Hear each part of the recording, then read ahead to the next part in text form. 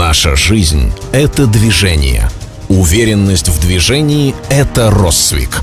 С 1996 года специалисты компании заботятся о качестве и надежности шин вашего автомобиля. Проводя исследования и разрабатывая новые технологии, Россвик создает шиноремонтные материалы, инструменты и оборудование, не имеющие зарубежных аналогов. Продукция Россвик отвечает самым суровым условиям российских дорог. Именно поэтому тысячи ремонтных мастерских по всей стране ежедневно советуют Россвик своим клиентам. Технология одноэтапного или горячего ремонта шины на сегодняшний день является надежной, эффективной и наиболее востребованной со стороны владельцев мастерских. В этом случае используется специальный вулканизатор с гибкими нагревательными элементами, который позволяет вулканизировать пластырь и место ремонта в один этап. При этом успех ремонта во многом зависит от качественной подготовки поверхности шины. Перед вулканизацией проводится шерохование наружного слоя воронки.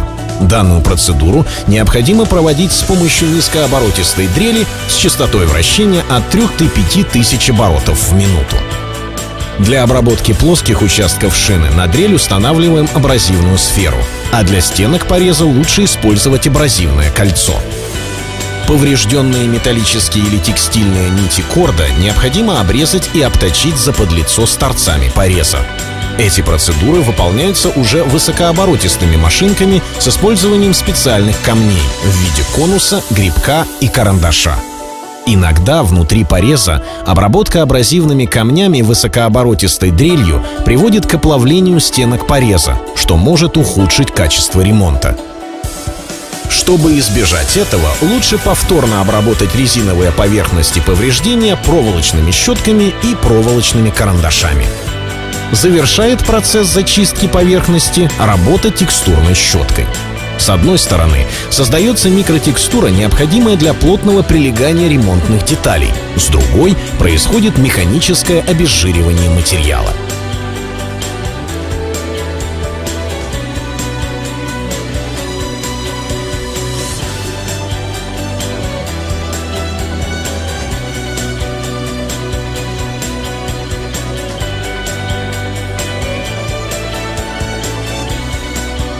Теперь переходим к подбору пластыря и нанесению разметки.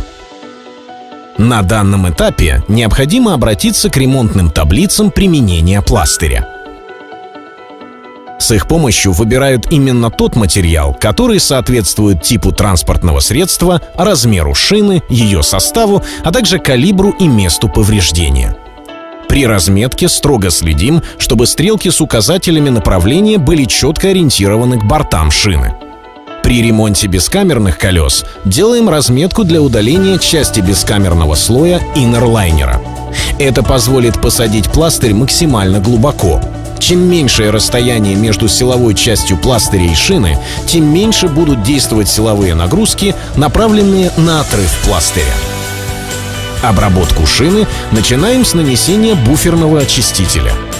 Он очищает верхний слой резины, бережет абразивный инструмент от чрезмерного забивания, а поверхность шины делает рыхлой и мягкой, что существенно экономит время зачистки.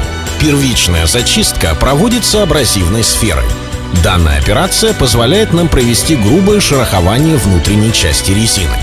При этом нужно учитывать, что чем жестче резина, тем выше должна быть зернистость инструмента. После удаления бескамерного слоя иннерлайнера под силовую часть пластыря также необходимо провести зачистку абразивной сферы.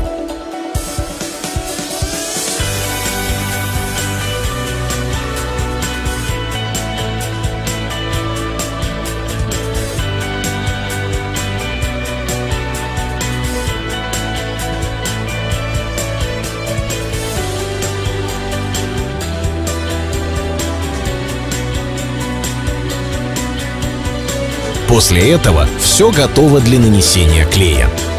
Следите за тем, как впитывается наносимый состав. При необходимости обработку термоклеем повторите.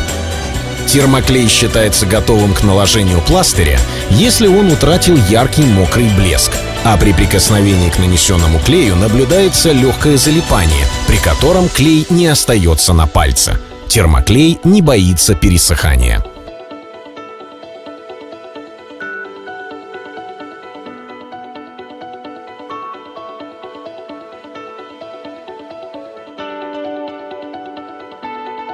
При непосредственной установке пластыря важно не допустить попадания воздуха между пластырем и шиной и создать давление при предварительном придавливании роликом. Используйте средний или узкий ролик. А для более лучшего взаимодействия пластыря и нанесения термоклея можно простучать пластырь пневматическим молотком.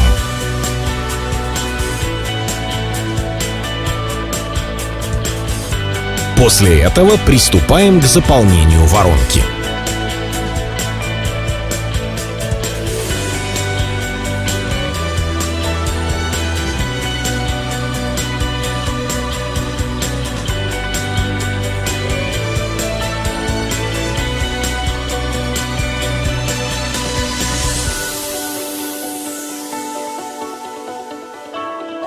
Начинается процесс обработки подготовленной поверхности термоклеем.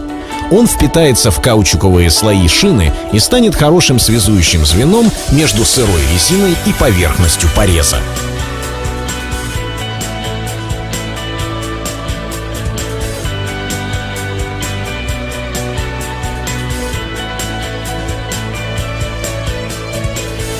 Тонкими равномерными полосами сырой резины закладываем воронку повреждения. Каждый слой как можно плотнее прикатываем роликом или другим вспомогательным инструментом.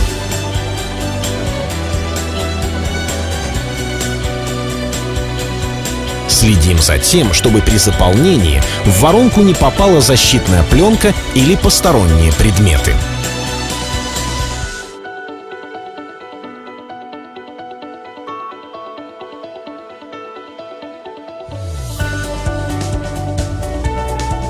Заполнение происходит за подлицо плюс 2-3 мм на растекание сырой резины.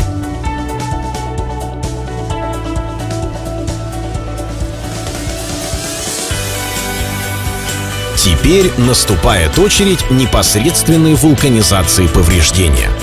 Проводиться она будет с помощью установки термопресс 520 с гибкими нагревательными элементами. При давлении 3 атмосферы и температуре от 130 до 150 градусов Цельсия происходит полимеризация сырой резины и вулканизация пластыря к внутренней поверхности колеса. Воздействие на место ремонта с двух сторон дает нам равномерный и достаточно быстрый прогрев. Время вулканизации подбирается из расчета 4 минуты на каждый миллиметр толщины поверхности.